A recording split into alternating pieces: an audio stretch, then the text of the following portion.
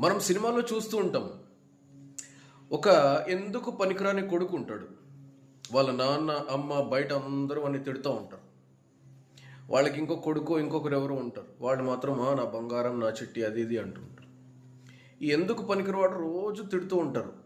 వీడెందుకు పనికిరాడు, వేస్ట్, అది ఇది ఇది అని తిడుతుంటాడు. కట్ చేస్తే ఒకరోజు వాడు రెస్పాన్సిబుల్ అయిపోతాడు. కట్ చేస్తే వాడే ఒకరోజు హీరో అయిపోతాడు. కట్ చేస్తే వాడినే సమాజం మొత్తం పొగట్టడం స్టార్ట్ చేస్తుంది. ఎందుకో తెలుసా? తెలియకుండా వాడికి సైకలాజికల్గా ఒక మెంటల్ పవర్ ఉంటుంది. ఏంటంటే ఎవరేమన్నా సరే తలకెక్కించకుండా నా పని ఏంటో నేను చేసుకుంటూ పోవాలి. దాన్ని బట్టి రిజల్ట్ వస్తుంది.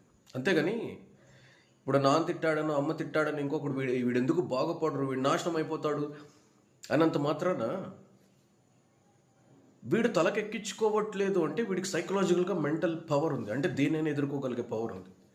ఆ అనేవాళ్ళకి ఏముంటుందంటే సైకాలజికల్గా ఫస్ట్ ఆఫ్ ఆల్ ఇప్పుడు నేను ఎంత అద్భుతంగా ఉన్నావు అని నేను ఫీల్ అవుతే సైకలాజికల్గా ఫస్ట్ నేను ఫీల్ అవుతాను. అంటే అద్భుతంగా నేను ఫీల్ అవుతాను.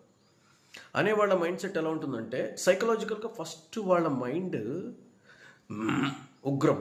అంటే anger creates in the mind and it destroys your mind. అలాగే ఒకరిని మనం శపించేటప్పుడు ఏమైపోతుందంటే సైకలాజికల్గా నీ మైండ్ నెగిటివ్ అయిపోతుంది, నీ మైండ్ టాక్సిక్ అయిపోతుంది. తలకెక్కించుకొని వాడికి ఏమవ్వదు. చాలా మనం సినిమాలో చూసుంటాం. అలా అనేవాళ్ళనే సైకలాజికల్గా డిప్రెస్డ్, సైకలాజికల్గా నెగిటివ్ స్టేట్కి వాళ్ళ మైండ్ వెళ్ళిపోతుంది. అందుకే నా లైఫ్లో నేను వీడు ఎందుకు పనికిరాడు అది ఇది అన్న వాళ్ళ ఎవరేమన్నా సరే నేను తలకెక్కించుకోవట్లేదు. ఇంకోటి ఏంటంటే ప్రతి ఒక్క మనిషి కొంతమంది ఉంటారు, నువ్వు ఎందుకు బాగుపడవు, నన్ను ఏడిపించావు, నువ్వు బాగుపడలేవు, అవి ఇవి అని అంటూ ఉంటారు. నీ నోటి నుంచి ఆ మాట వచ్చింది అంటే నీకు క్షమాగుణం లేనట్టు.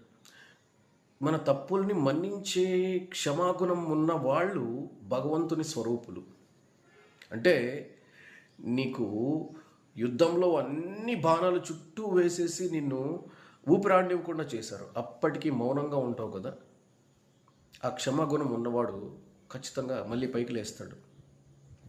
ఈ అనేవాళ్ళు ఉంటారు కదా, ఈ ఒక్క వాడి ముందు ఈ అనేవాళ్ళు మొత్తం డిస్ట్రాయ్ అయిపోతారు. ఎందుకో తెలుసా?